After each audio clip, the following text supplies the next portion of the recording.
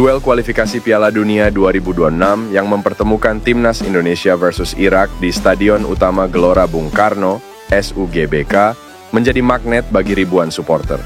Meski digelar di sore hari, tiket untuk menonton langsung pertandingan skuad Garuda melawan Irak ludes terjual. Terlihat antrean supporter juga sudah memadati area GBK meski jauh dari jam dimulainya laga. Kerumunan supporter sudah mulai berdatangan sejak pukul 9 pagi. Supporter Timnas Indonesia pun sudah mulai membentuk barisan masuk ke stadion. Antrean panjang pendukung utamanya terlihat di sekitar zona 11 dan 12, di mana para penonton mengular dari gerbang hingga area body checking. Euforia ini juga dirasakan pemain Timnas Indonesia, yakni Calvin Verdonk. Bahkan ia tak ragu menyebut, supporter tim Merah Putih adalah yang tergila di dunia. Pemain berdarah Aceh itu pun memuji sikap supporter Indonesia yang selalu ikuti perkembangan pemain idolanya. Tak ragu, Calvin menyebut pendukung Timnas adalah yang terbaik di dunia. Terima kasih buat para penggemar yang selalu mendukung saya. Saya berharap mereka tetap mendukung saya di pertandingan selanjutnya. Saya pun percaya diri dengan Timnas Indonesia karena supporter yang paling luar biasa di dunia dan mereka akan terus mendukung kami, ujar Calvin Verdonk. Maarten Paes sudah resmi menjadi WNI pada awal Mei 2024. Namun, hingga saat ini, dia belum juga kunjung memperkuat Timnas Indonesia. Usut punya usut, Maarten Paes terkendala peralihan asosiasi dari KNVB ke PSSI di FIFA. Statusnya masih belum tuntas karena terbentur Statuta FIFA pasal ke-9 tentang perpindahan asosiasi huruf B ayat ketiga. Sebelum menjadi WNI, Maarten Paes pernah memperkuat Timnas Belanda U21 dalam usia 22 tahun ketika melawan Timnas Belarusia. Terkait hal ini, Erick Thohir menganggap Maarten Paes seharusnya bermain untuk Belanda U21 pada Maret 2020 ketika usianya belum genap 22 tahun. Namun, pandemi COVID-19 membuat beberapa pertandingan kualifikasi Euro U21 2021 diundur. Oleh karena itu, Erick menyatakan pihaknya berencana membawa kasus Maarten Paes ke Pengadilan Arbitrase Olahraga, CAS, untuk mengajukan banding terkait statuta FIFA yang mengganjal itu. Sebenarnya itu pertandingan digelar pada Maret 2020. Karena ada pandemi COVID-19, makanya diundur. Jadi ada jeda waktu yang lama, FIFA masih belum melihat ini sebagai sesuatu yang dimudahkan. Jadi akan kami coba ke CAS. Kita lihat nanti siapa yang menang, tutur Erick Thohir. Jairo Riedewald disebut menunda kedatangannya ke Indonesia dalam waktu dekat. Pengamat sepak bola tanah air, Roni Pangemanan, pun mengungkap kenapa gelandang 27 tahun itu belum bisa datang ke tanah air. Menurut Bung Ropan, PSSI masih repot mengurus proses naturalisasi dua pemain, Calvin Verdonk dan Jens Raven. Meski begitu, bukan berarti PSSI tidak tertarik kepada Jairo Riedewald. Bung Ropan mengatakan, Jairo Riedewald masih menjadi target utama PSSI.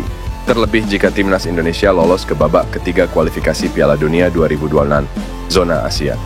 Timnas Indonesia hanya membutuhkan satu kemenangan dari dua laga sisa kontra Irak dan Filipina untuk lolos ke babak ketiga.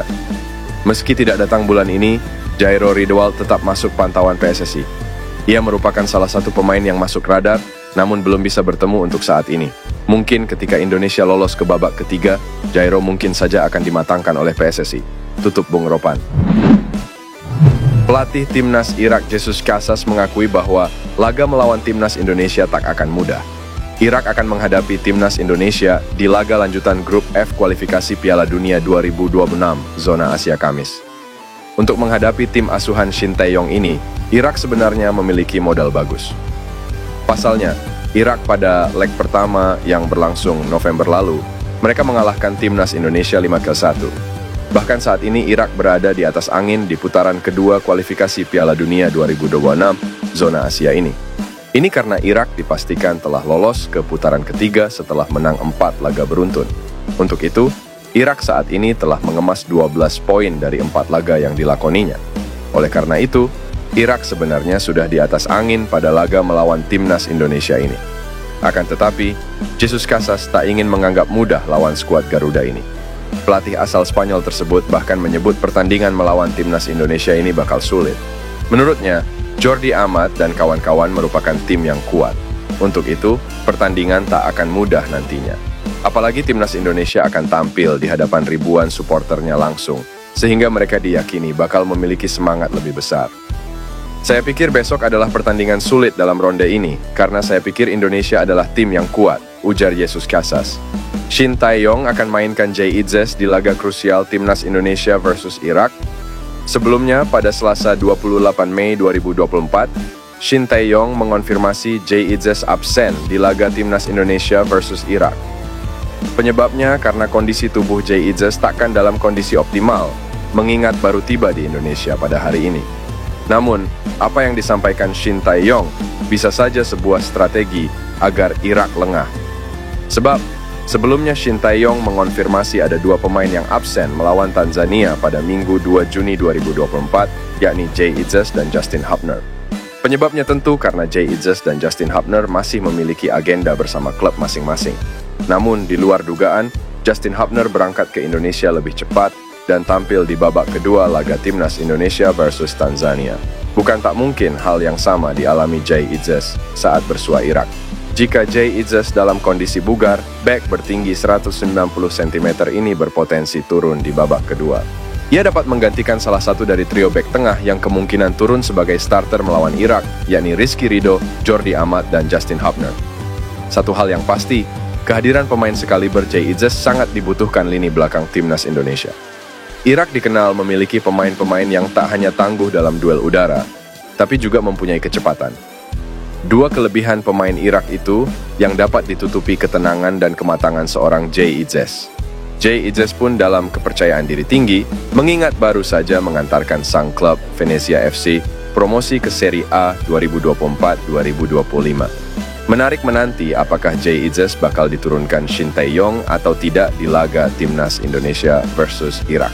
Elkan Bagot muncul ke publik menjelang Timnas Indonesia tampil di babak kualifikasi Piala Dunia 2026 zona Asia setelah namanya diabaikan oleh Shin Tae-yong. Sang bek tengah berusia 21 tahun tidak dipanggil oleh Shin Tae-yong untuk dua pertandingan penting yang dihadapi Timnas Indonesia di kualifikasi Piala Dunia 2026 zona Asia. Sang bek kepunyaan Ipswich Town tersebut tidak menjawab panggilan STY untuk membela Timnas Indonesia U23 pada Mei lalu. Dalam wawancara pada pekan lalu ketika memimpin latihan Timnas Indonesia untuk pertama kalinya jelang FIFA Matchday Juni 2024, Shin Tae-yong sempat menyinggung nama Elkan.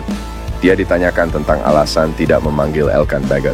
Namun, STY menolak untuk menjawabnya dengan meminta wartawan agar menanyakannya secara langsung kepada Elkan.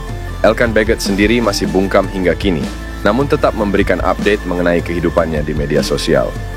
Uniknya, sang bek tengah berusia 21 tahun terlihat sama sekali tidak terganggu oleh rasa jengkel Shin Tae-yong. Dia tetap mengunggah foto-foto liburannya bersama sang kekasih. Kini, mereka berada di New York, Amerika Serikat, sebagaimana unggahan terkini di Instagram Bagot.